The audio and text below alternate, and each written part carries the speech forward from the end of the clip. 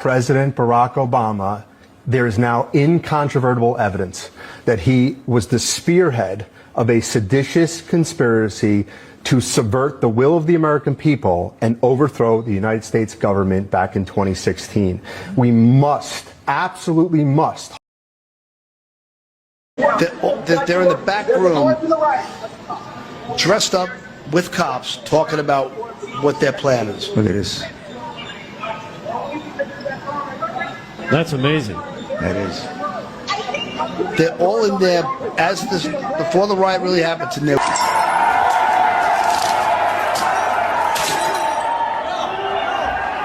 do not go in there.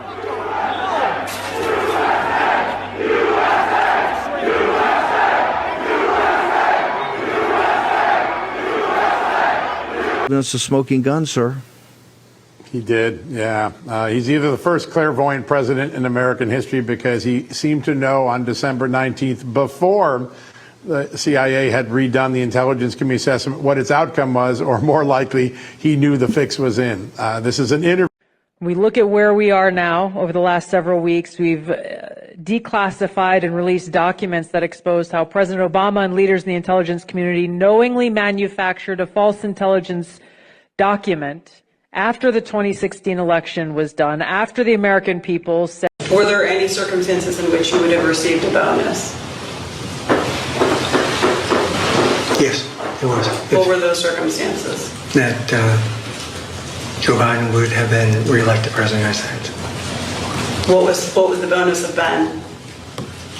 General Michael Flynn recently commented and shared an image titled "The Evolution of Arctic Frost."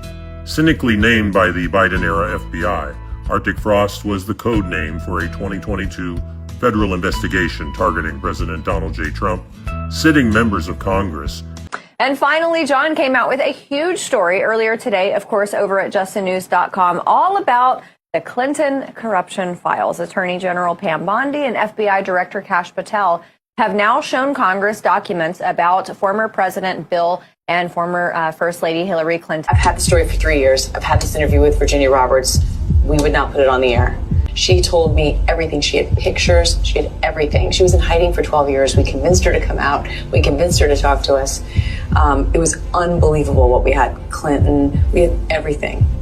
Listen to this. Important people that you subpoenaed early on, or excuse me, that you asked to voluntarily cooperate. They didn't schedule their interviews. Now there's a subpoena.